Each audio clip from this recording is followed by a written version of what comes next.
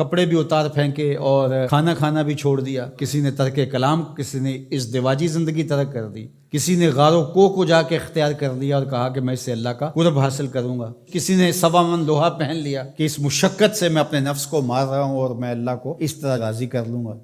تو اس طرح سے اپنے آپ کو مشقت میں مبتلا کر دیا اور وہاں جا کھڑے ہوئے جہاں شریعت نے ان کو کھڑا ہونے کا نہیں کہا ہے۔ تو پھر کیسے زندگی میں نیکی کا حقیقی تصور ابھر سکتا ہے؟ کہا کہ اس کو ابھارنے کے لیے، حقیقی رہنمائی لینے کے لیے تمہیں پیغمبروں کی دہلیز پہ آنا ہوگا۔ جب پیغمبروں کی دہلیز سے ہٹو گے پھر خود ساختہ چیزیں، یہ جو روحانیت گھڑی ہے ماضی میں یہود نے، نصارہ نے، یہ حضرت عیسیٰ علیہ السلام کی اور ان پیغمبروں کی تعلیمات نہیں تھی، انہوں نے خود گھڑی ہے کہ ہم یہ نہیں کریں گے، ہم وہ نہیں کریں گے۔ اسلام نے اس کی نفی کر دی، سرے سے نام لے کر، لا رہبانیت فی الاسلام، اسلام میں رہبانیت نہیں ہے۔ اسلام کی رہبانیت ایک ہی بتائی گئی ہے اور وہ جہاد ہے، جس میں آپ اپنا سب کچھ پیش کر دیتے ہیں، اور اس کا مقصد بھی غلبہ حق ہے، اسلام کے پرچم کو بلند کرنا۔ باقی آپ کو انفرادی طور پہ کچھ وقت کے لیے تبتل اختیار کرنے کا کہا، جس طرح رمضان المبارک میں آپ اعتکاف بیٹھیں، آپ نماز میں یکسو ہو جائیں، تو کچھ مخصوص چیزیں ہیں جس سے آپ کی تربیت ہوتی ہے،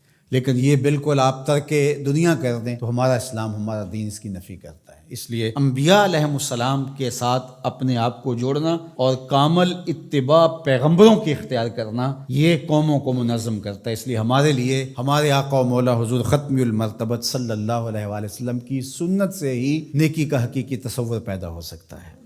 خلاف پیمبر کسے را گزید، ہرگز نخواہت بمنزل رسید۔ سعدی شیرازی فرماتے ہیں حضور کے بتائے ہوئے طریقے سے ہٹ کر کے اگر کسی نے کوئی طریقہ اختیار کیا، وہ منزل کے قریب پھٹک بھی نہیں سکتا ہے۔ منزل نصیب ہوگی تو حضور کے قدموں سے نصیب ہوگی۔ اس لیے النبیین، نبیوں پر ایمان لانا یہ بر ہے۔ وآت المال علی حبہ ذوی القربى والیتامى والمساکین وابن السبیل والسائلین وفی الرقاب، اور اپنا مال، اس مال کی محبت کے باوصف دینا۔ ایک تو ہے کہ مال کی محبت نہیں ہے اس کو دینا، یعنی وہ مال جو آپ کے اوپر بوجھ بنا ہوا ہے، گھر پڑا یہ کھانا خراب ہو رہا ہے تو بیوی بھی بار بار کہتی ہے اس کو کہیں ٹھکانے لگاؤ یا باہر پھینکاؤ یا کسی کے منہ میں پڑ جائے، تو وہ اگر اٹھا کر آپ کسی گلی میں گزرتے فقیر کو دے دیتے ہیں تو آپ اس کو نیکی سمجھتے ہیں۔ خود سمجھو ذرا کیا یہ نیکی ہے؟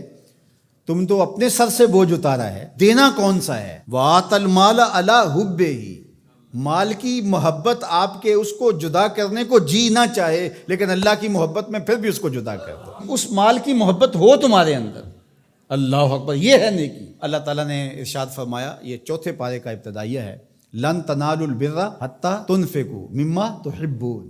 وہاں بھی بر کا، اتنی دیر تک تم بر کو پہنچ نہیں سکتے، نیکی کو حاصل ہی نہیں کر سکتے۔ لن تنالو، آپ طلباء سے پوچھئے، حرف ناصب جب مضارع پہ داخل ہوتا ہے تو مستقبل کی ابدی نفی کرتا ہے، تو فرمایا کہ تم نیکی کو حاصل کر ہی نہیں سکتے حتی تنفقو، یہاں تک کہ تم خرچ کرو، مما تحبون، اس مال سے جس کو تم پسند کرتے ہو۔ یہ تو اللہ کا کرم ہے کہ مما تحبون کہہ دیا، اگر اللہ کہتا اس سارے مال کو خرچ کرو تو مشکل بن جاتی، کہا جس کو پسند کرتے ہو اس سے خرچ کرو۔ یعنی تم نے پھل توڑا ہے تو اس کی یہ ایکسپورٹ کوالٹی بنائی ہے، یہ اپنے لیے گھر کے لیے رکھا ہے، اور یہ سڑا پھڑا داغی یہ ایک سائڈ پہ رکھ دیا ہے، تو اب اللہ کی راہ میں تم اگر دینا چاہتے ہو تو اس سے دو جس کو تم خود پسند کرتے ہو۔ یہ گلا سڑا تم اپنے گھر نہیں لے جانا چاہتے، یہ تم سستے داموں بیچو گے یا پھینک دو گے، تو تم نے کہا چلو اس کو پھینکنا کیا ہے، یہ غریبوں میں بانٹ دیتے ہیں، تو تم نے وہ غریبوں میں دے دیا۔ تو نیکی کی حقیقت کو تم نہیں پہنچ سکتے جب تک اس سے نہ خرچ کرو